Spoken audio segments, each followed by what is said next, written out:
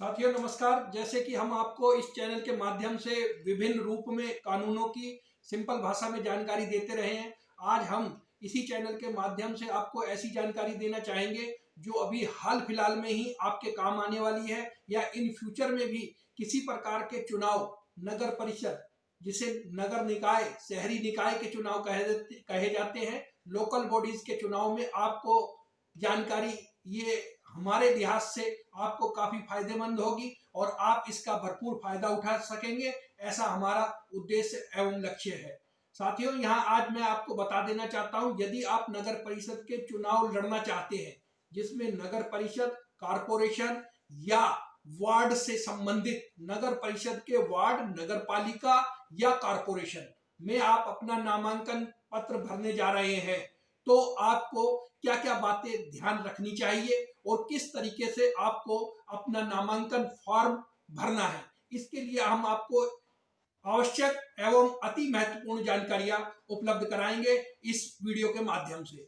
आपको मैं बता देना चाहता हूं साथियों कि इस बार जिस प्रकार से हरियाणा राज्य निर्वाचन आयोग ने 4 दिसंबर को नोटिफिकेशन जारी कर कारपोरेशन शहर हरियाणा के अंबाला, सोनीपत और पंचकुला में चुनाव निर्धारित किए हैं, उसी क्रम में नगर परिषद रेवाड़ी के व नगर पालिका धारूहेड़ा, सांपला और उकलाना नगर पालिका के चुनाव निर्धारित व घोषणा की गई है नोटिफिकेशन के माध्यम से। अब यहाँ साथियों दिक्कत आती है, यदि आप वार्ड का चुनाव लड़ना चाहते हैं, बतौर पार्षद का चुनाव लड़ना चाहते हैं या मेयर का चुनाव लड़ना चाहते हैं या चेयरमैन का चुनाव लड़ना चाहते हैं, तो आपको क्या क्या औपचारिकताएं पूरी करनी होगी। इस औपचारिकताओं के लिए मैं आपको बता देना चाहता हूं, सर्वप्रथम आपका नाम मतदाता सूची में, जो संशोधित करके मतदाता सूची अभी तैयार की गई है, उस मतदाता सूची में आपका नाम होना चाहिए। जो मतदाता सूची में नाम है उसी मतदाता सूची के नाम के अनुसार अपना आप आवेदन करेंगे। आवेदन कहाँ करेंगे? आवेदन नामांकन फॉर्म है, नामांकन फॉर्म 21 रूल के तहत और 23 रूल के तहत 3 नामांकन पत्रों में आवश्यक वस्तुएं हैं, जैसा कि 2 तो है एफिडेविट 1C और 1D, और फॉर्म 1 जो है वो नामांकन फॉर्म है। तो नामांकन फॉर्म में आवेदन करते समय आपको विशेष ध्यान रखना है कि आपका नाम वही दर्ज होगा जो मतदाता सूची में दर्ज है। यहाँ विशेष जानकारी देना चाहूंगा कि मतदाता सूची में मान लीजिए आपके यहाँ 31 वार्ड है, 31 वार्ड में किसी भी वार्ड की मतदाता सूची में आपका नाम है और आप किसी भी वार्ड के मतदाता के तौर पर पार्षद के लिए या मेयर के लिए या फिर चेयरमैन के लिए चुनाव लड़ सकते हैं। उल्लेखनीय बात है, दोबारा बता देता हूं, रिपीट करता हूं कि किसी भी मतदाता सूची में आपका नाम वार्ड में होना चाहिए, तो आप वार्ड में चुनाव लड़ सकते हैं। वार्ड का चुनाव लड़ सकते हैं, कारपोरेशन का, मेयर का और चेयरमैन का चुनाव लड़ सकते हैं, क्योंकि इस बार हरियाणा सरकार ने चेयरमैन, नगर परिषद, नगर पालिका व कारपोरेशन के चेयरमैन के चुनाव अलग अलग निर्धारित किए गए हैं। वार्ड पार्षद के साथ ही चेयरमैन के लिए भी मतदान किया जाएगा। आगामी तिथि, आगामी जो कार्यक्रम अभी लेटेस्ट जो निर्धारित किया गया है उसके अनुसार 4 दिसंबर का जो नोटिफिकेशन है के अनुसार आपको 11 तारीख से यानी 11 दिसंबर से 16 दिसंबर तक नामांकन निर्धारित स्थान, जैसा कि जहां भी जिला अधिकारी ने नियुक्त किया हुआ है वहां भरना होगा।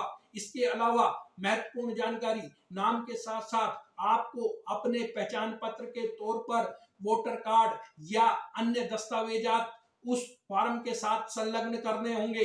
दूसरी बात, एफिडेविट देना है। एफिडेविट के लिए कौन सक्षम होगा, कौन वार्ड पार्षद का चुनाव लड़ सकता है, यहाँ विशेष उल्लेखनीय बात, वार्ड पार्षद का चुनाव या मेयर का चुनाव लड़ने के लिए न्यूनतम शैक्षणिक योग्यता 10वीं पास या उसके समकक्ष कोई भी पाठ्यक्रम की प्रमाण पत्र होना सत्यापित आवश्यक है। इसके साथ ही बता दूं दोस्तों, यदि कोई रिजर्व कॉन्स्टिट्यूएंसी है, अनुसूचित जाति या जनजाति का वार्ड या क्षेत्र है, तो उसके लिए अनुसूचित जाति या जनजाति का प्रमाण पत्र तो चाहिए ही। इसके अतिरिक्त आपको शैक्षणिक योग्यता के तौर पर 8वीं की न्यूनतम शिक्षा होनी चाहिए, अधिकतम शिक्षा कुछ भी हो सकती है। लेकिन यदि महिला अनुसूचित जनजाति जाति का यदि वार्ड आरक्षित है तो उसके लिए 5वीं, महिला के लिए 5वीं और पुरुष व अन्य महिला के लिए जो अनारक्षित वार्ड है उसमें यदि वो कोई चुनाव लड़ता है या लड़ती है तो उसके लिए 8वीं कक्षा का न्यूनतम शैक्षणिक नियम बनाया गया है। इसके अलावा अब दोस्तों मैं आपको बता देना चाहता हूं कि शैक्षणिक योग्यता के बाद अब आपके जो आवश्यक चीजें हैं वो ये है कि आपके ऊपर किसी भी प्रकार का आपराधिक मामला दर्ज नहीं होना चाहिए। यदि आपराधिक मामला ऐसा दर्ज है और जिसमें सजा 10 साल से ज्यादा तक की है तो आप आवेदन भरने के लिए योग्य नहीं होंगे, ऐसा नियमों में प्रावधान किया गया है। इसके अलावा यदि ऐसा 10 साल की सजा के प्रावधान का कोई अपराध आपके ऊपर आरोपित है, यानी कि सीधा सा मतलब बताएं कोर्ट में चार्ज लग गया है, आरोप फ्रेम हो गए हैं, तो आप चुनाव लड़ने के योग्य नहीं होंगे। यदि आपके खिलाफ केवल मुकदमा दर्ज है तो उस मुकदमे की डिटेल आपको एफआईआर समेत अपने आवेदन पत्र के साथ दिए गए फॉर्म 1C और 1D में देनी अनिवार्य है। इसके अलावा दोस्तों आपको बता दें कि आपके पास बिजली बिल, संबंधित बिजली बिल का विभाग से लिया हुआ कोई भी बिल नो ड्यूज सर्टिफिकेट होना चाहिए, यानी कि कोई बकाया राशि आपकी बिजली विभाग में नहीं होनी चाहिए। आपके घर में लगे हुए कनेक्शन से संबंधित, चाहे कनेक्शन आपके नाम है या किसी परिवार के अन्य आश्रित के नाम है। इसके साथ ही नगर निगम, नगर निकाय, नगर परिषद और नगर पालिका का जिस क्षेत्र में आप रह रहे हैं या आपका आवास है तो उसका कोई बकाया हाउस टैक्स, एरियर वगैरह बकाया नहीं होना चाहिए। इसके लिए आपको नो ड्यूज सर्टिफिकेट लेना होगा। इसके साथ ही और दोस्तों मैं बता दूं कि आपकी जो शैक्षणिक योग्यता आपराधिक जो मैंने ऊपर बताई है अभी वो, और या किसी तरीके का ड्यूज के अलावा कोई कोऑपरेटिव सोसाइटी का ड्यूज नहीं होना चाहिए। कोऑपरेटिव बैंक, कोऑपरेटिव सहकारी समितियां, इनका किसी प्रकार का ड्यूज बकाया नहीं होना चाहिए। इसके लिए बकायदा आपको हलफनामा देना होगा और वह हलफनामा, वह शपथ पत्र फर्स्ट क्लास मजिस्ट्रेट या नोटेरी पब्लिक या ओथ कमिश्नर से अटेस्टेड किया जाएगा। उस शपथ पत्र के साथ आवेदन पत्र जो फॉर्म 1 जो निर्धारित फॉर्म दिया गया है उस फॉर्म को आपको साफ सुथरे स्पष्ट शब्दों में भरना होगा। किसी प्रकार की कटिंग नहीं होनी चाहिए फॉर्म भरते समय। इसके अलावा फॉर्म में दिए गए सभी कॉलम को आपको भरना है। जो एप्लीकेबल ना हो उसे NA लिखना है, नॉट एप्लीकेबल है, और जो नहीं भरना चाहते या आपसे रिलेटेड नहीं है उसको नील करके फॉर्म लगेंगे। दोस्तों यह जानकारी हमने आपको नामांकन पत्र भरने से संबंधित जानकारी दी है। इसके अलावा भी आपके पास जितनी भी जानकारियां एफिडेविट फॉर्म के रूप में मांगी गई हैं वो सब आपको पूरी करनी होगी।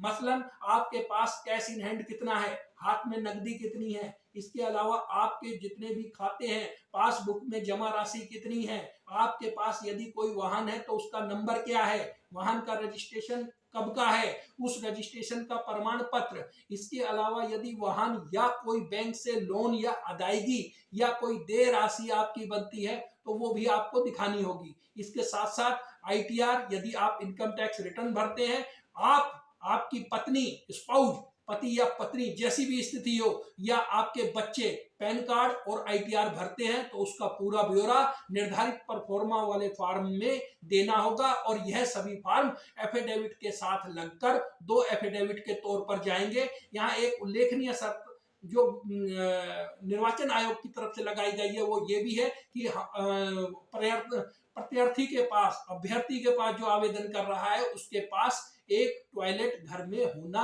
अनिवार्य है। तो ये दोस्तों जानकारी थी नगर परिषद, नगर पालिका और नगर निकाय कॉरपोरेशन के चुनाव को लेकर के।